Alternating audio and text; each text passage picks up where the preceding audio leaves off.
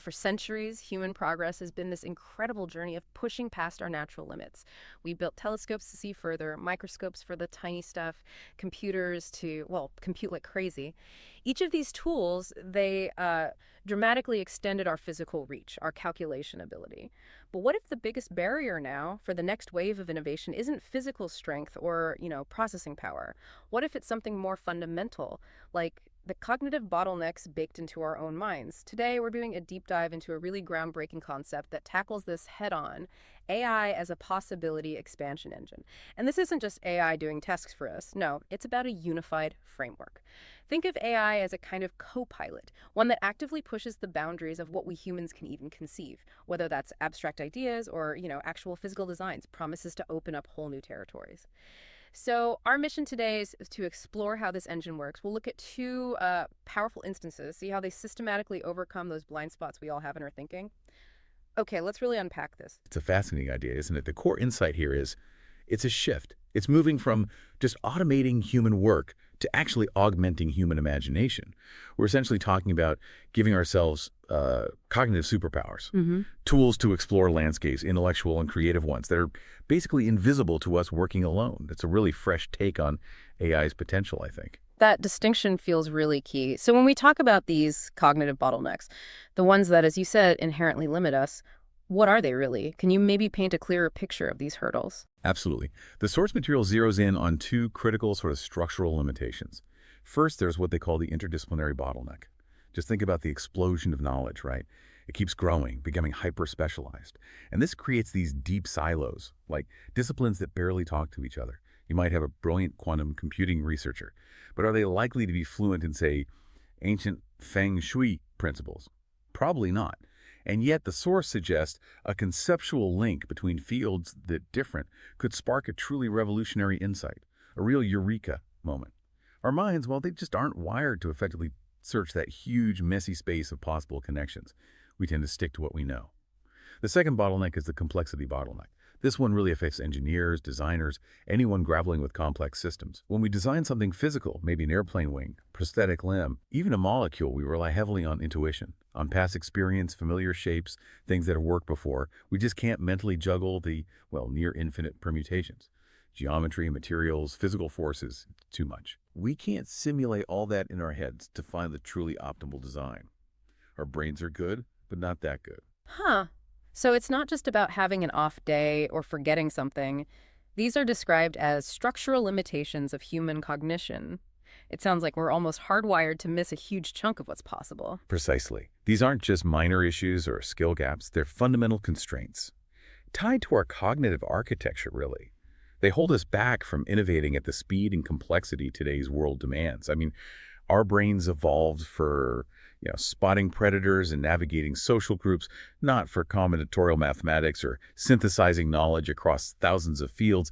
So yeah, in a very real sense, we're blind to vast territories of potential solutions and ideas. Okay, that really puts it into perspective. So if our own minds are the bottleneck, how do we get past that? This is where the possibility expansion engine comes in, right? The big framework to tackle these issues. And you mentioned the co-pilot analogy. How does that really capture this new relationship with AI? That's exactly it.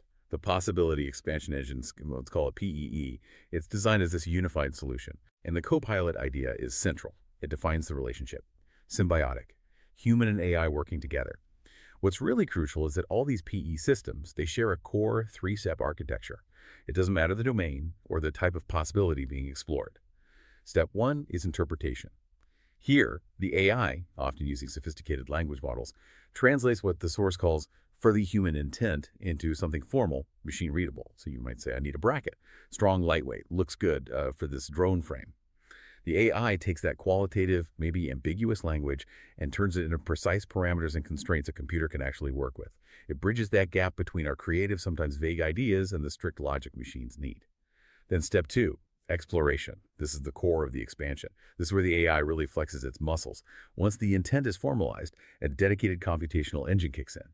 It performs a guided but exhaustive search within a specific, often enormous possibility space. This is where the AI goes way beyond human capacity, systematically checking countless permutations, configurations, or maybe conceptual links, stuff we just couldn't physically or mentally process one by one. And finally, step three, synthesis. The system doesn't just dump raw data on you. That would be overwhelming. Instead, it synthesizes its findings. It presents them as a structured, actionable output.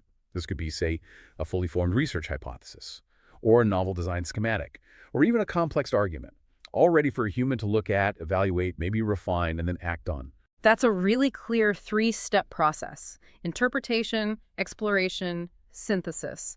And importantly, like you said, the human stays in the pilot seat. The AI is this incredibly capable co-pilot, suggesting routes, exploring side roads, revealing things the human pilot just couldn't see on their own. It's about empowerment, right? Helping us reach new places, not taking over the journey. Exactly. It's augmenting our capacity for imagination. It shows us possibilities we didn't even know were possible to ask for. It's like getting a map to a continent you didn't know existed. Okay, and this is where it gets really interesting, because the source doesn't just talk theory. It gives specific examples, two powerful instances. Let's dive into the first one. The Speculative Synthesis Engine, or SSE. How does this one expand our space of ideas? Right, the SSE. It's laser focused on tackling that interdisciplinary bottleneck we talked about. The silo problem. Its whole purpose is to bridge vastly different concepts and generate genuinely novel research hypotheses, ideas that someone working just within one field would likely never stumble upon. The way it explores is fascinating. It's called tangential statistical speculation. Imagine an AI that's read, well, practically everything. Huge amounts of text and data from super diverse fields. Astrophysics, ancient philosophy, biology, urban planning, you name it. The SSE then finds and leverages what the source calls low probability but high potential conceptual connections between these separate domains. For example, maybe it connects feng shui principles with concepts in quantum physics. And from that, it generates totally new hypotheses about how environmental design might affect quantum states. Sounds wild, right? Or it might link decoherence from quantum mechanics, that's the loss of quantum properties, with the idea of clutter in environmental design. Not because the words look similar, but because structurally in their respective systems they play analogous roles. Both describe a kind of degradation from an ideal state. It's looking for these hidden, resonant patterns across knowledge domains. Deep structural analogies. Wow, so it's not just keyword matching, it's not superficial, it's finding these deep underlying structural similarities that, yeah, a human probably would miss unless they were experts in both, which is rare. Yeah, that's mind-bending. And what's the actual output? What does a researcher get from the SSE? The output is pretty remarkable. They call it an academic appliance. And it's not just a vague idea. It's a fully formed, pretty robust research proposal. It comes with a novel, testable hypothesis. It suggests a methodology how you might actually test it. And it even identifies the different disciplines you'd need to bring together to pursue the research. Think of it like a complete expedition plan, a map to a new area of conceptual space charted by the AI.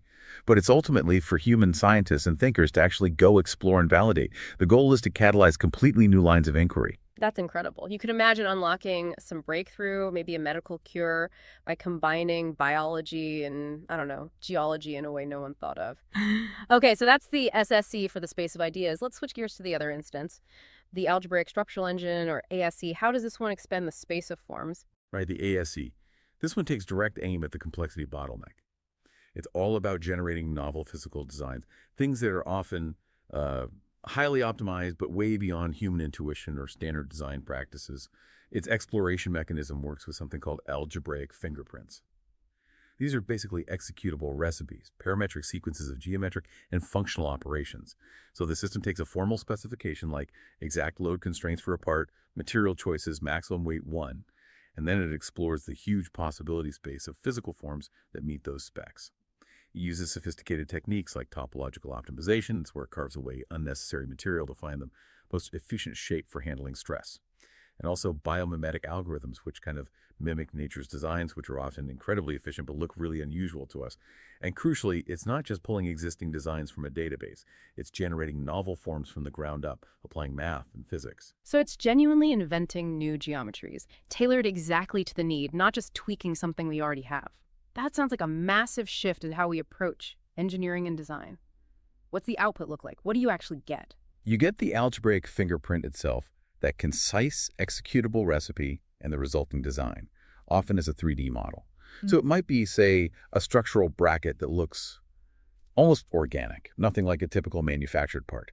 But it comes with dramatically better performance metrics.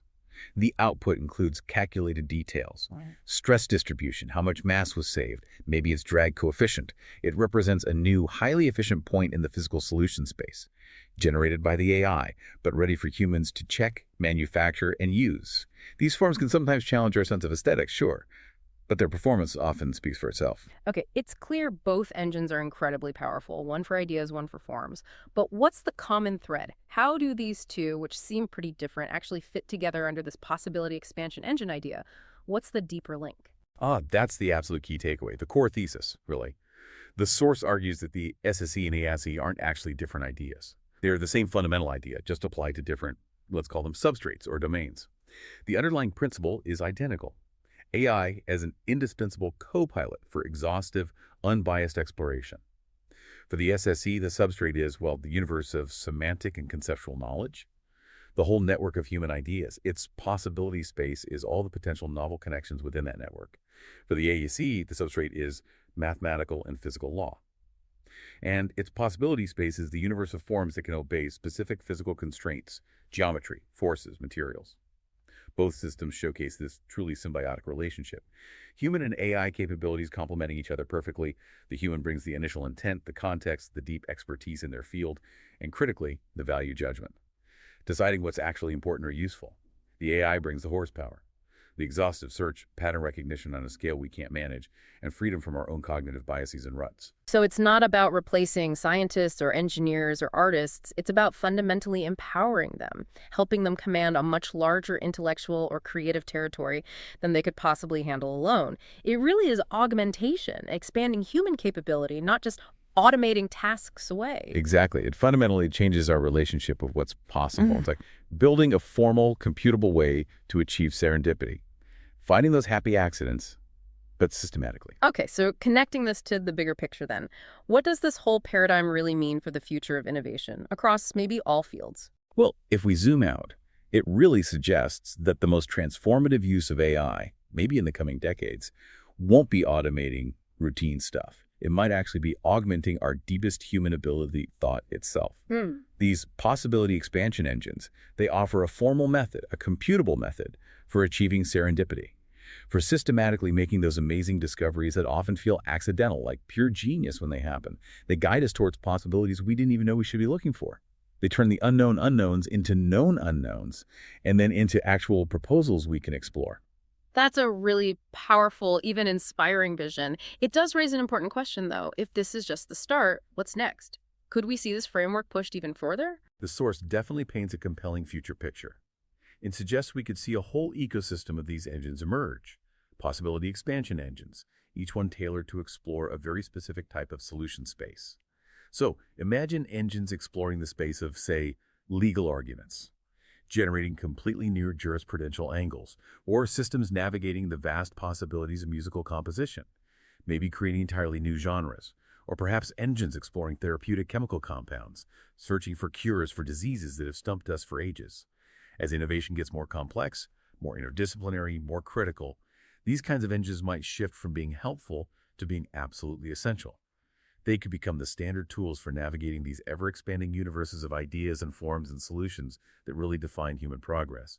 It's about giving humanity the ultimate toolkit for exploring the intellectual unknown.